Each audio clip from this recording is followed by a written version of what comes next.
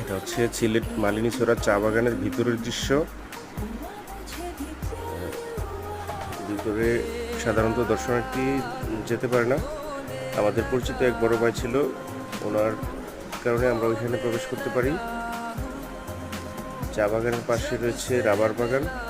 Rubber বাগান থেকে সংগ্রহ করা রাবারের কষ বা রস হচ্ছে পাত্রে রাখা, যেগুলি আপনাদের দেখলে মনে হবে যেন গাভীর দুধ, কিন্তু আসলে এগুলো হচ্ছে রাবারের কাঁচামাল বা রাবারের কষ।